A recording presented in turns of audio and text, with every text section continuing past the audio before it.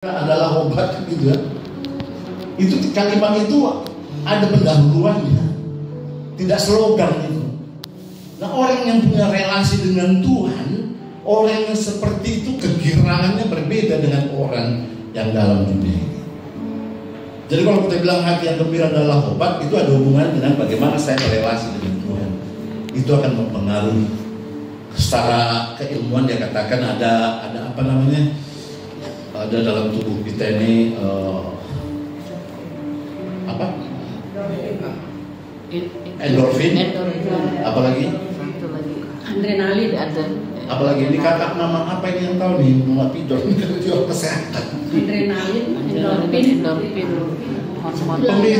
Pemicu semua itu pada saat kita membangun keintiman kita dengan Tuhan, hal itu keluar mempengaruhi tubuh jasmani kita. Amin, saudaraku. Jangan heran kalau Paulus ditaruh dalam penjara sekalipun dia bisa mengatakan pada orang di luar sana, katakanlah tutur kata wari paksa. Kenapa? Karena dia punya relasi yang intim dengan Tuhan. Kalau bagi orang Yahudi, dia menyimpulkan itu, dia katakan, kenapa Tuhan memberi hukum Taurat itu kepada mereka? Karena Tuhan ingin memperkenalkan kepada kami, Tuhan itu satu. Allah itu ehad, dia bilang itu satu. Allah memperkenalkan dirinya adalah Allah yang satu. Yang kedua dia katakan, kenapa dia berikan hukum Taurat itu kepada bangsa ini? Sebagai bentuk kasih sayang Tuhan dalam rencana keselamatan. Orang Yahudi memahami. Bagaimana kita yang hidup zaman sekarang ini, bagaimana kita memahami itu? Karena kita tidak termasuk dalam hukum Taurat itu. Itu diberikan hanya kepada orang Yahudi. Lalu setelah kasih karunia Allah dinyatakan, Yesus katakan, aku tidak menandakan itu, aku meneguhkan hukum itu. Jadi dia katakan kasih itu kepada Allah, kasih itu kepada Tuhan. Penyimpangan kasih itu bisa menghasilkan kecemburuan. Nah, saya berharap tim doa yang ada di sini harus paham tentang hal itu.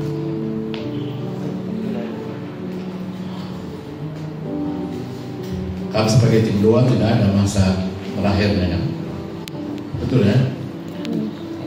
Walaupun guru sekolah ini dikatakan seumur hidup ya, betul ya kalau guru sekolah ini ya. Kalau tim doa apa juga? Apakah ada batasan waktu kita menjadi pendoa? Tidak ada. Pendoa itu adalah gaya hidup orang-orang yang percaya kepada Kristus. Jadi saudaraku, apa yang harus kita sikapi dalam keadaan seperti ini?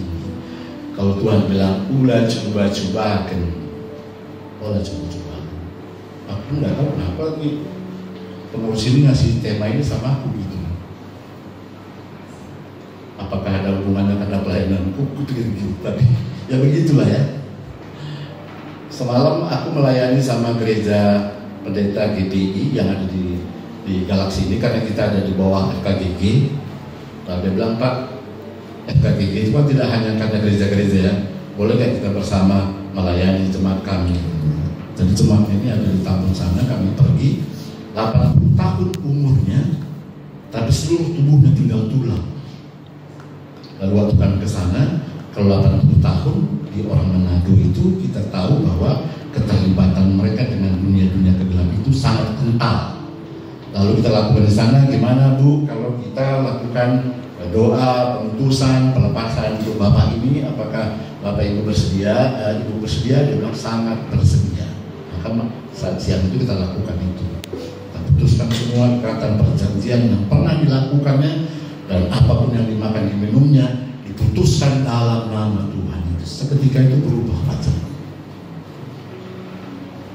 Ternyata jangan main-main. Jangan main-main. Kalian berdampak kepada keturunan keberapa yang tadi? Keturunan ketiga sampai kepada keturunan